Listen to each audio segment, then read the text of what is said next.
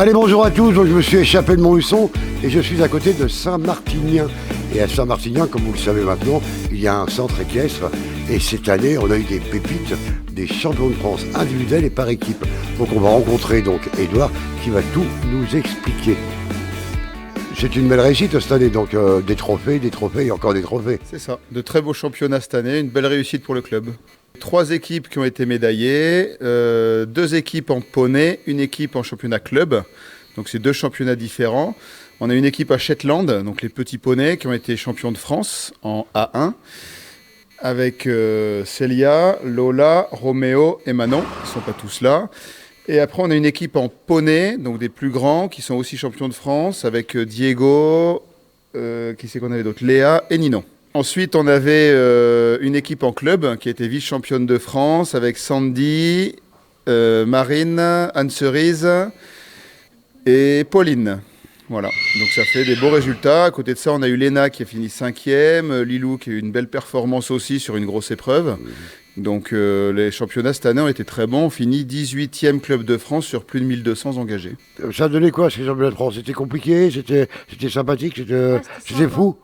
Ouais, c'était sympa et c'était... ça va. Bon. Et tu vises quoi, championnat d'Europe? Non. Non, pas du tout. Non. Et tu as commencé le cheval tout petit? Ouais. Oui. 5 ans. D'accord. Bon. Diego, je t'ai vu tout rigolo tout à l'heure et là maintenant t'es tout timide. Hein. Comment ça s'est passé ce championnat? Bah, c'était plutôt bien. Il y a eu une bonne ambiance. Et toi là? C'était Bah, difficile? Ça dépendait des jours. Alors qu'est-ce qu'il y a comme épreuve quand on fait un championnat de France de poney? Il y a des parcours d'obstacles, il y a des parcours d'équiphone, donc c'est des jeux. Il y a de la voltige, il y a du dressage, il y a plein de choses à faire à la mode. Je Est-ce que c'est plus compliqué par équipe ou en tant qu'individuel? Je pense que c'est plus facile en équipe qu'en individuel, parce qu'en individuel, tu es toute seule et en équipe, t'as des autres coéquipiers pour te sauver si tu fais une petite erreur. Maxence, tu vas bien? Oui. C'est bien le cheval? Oui.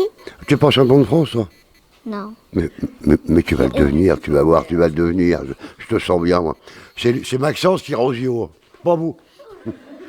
Nous, on a fait les championnats club, en club 3 équipes, avec Pauline, une cavalière du centre équestre de Cléa qui est absente aujourd'hui. Et on a fait vice-championne, c'est pour ça qu'on a notre belle médaille. Voilà. Elles ont traîné mamie au championnat. Pour les poneys, oui, tu as des catégories. Les enfants étaient en championnat poney. Donc après, par rapport à la hauteur que tu sautes, P4, P3, P2, P-Elite et ainsi de suite, en fait, c'est la hauteur qu'on saute. Et en club, c'est la même chose. Le club, c'est pour les chevaux. Et à ce moment-là, tu as club 4, club 3, club 2, club 1 et ainsi de suite. Et c'est toujours la hauteur qui évolue, en fait. Donc nous, on a commencé tranquille en club 3. Voilà. Donc les JO, c'est dans 2 ou 3 ans. Donc est-ce que tu seras prête? Non. Non. Et toi, Anne-Cerise? Non. Est-ce que c'est une ambition personnelle? Non. Et toi non plus? Non.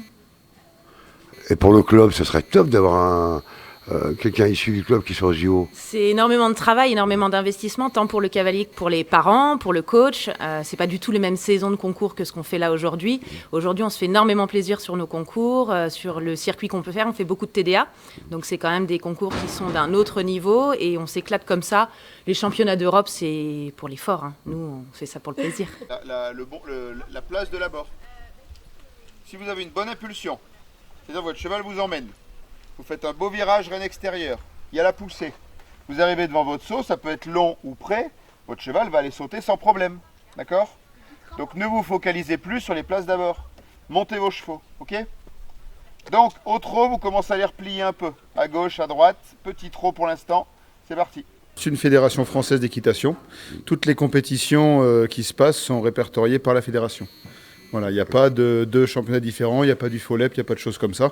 On est vraiment que sur des compétitions avec la fédération. Je prends toujours l'exemple du football ou du vélo. Est-ce qu'il y a des recruteurs qui viennent regarder ce que font les enfants et miser sur tel ou tel cavalier?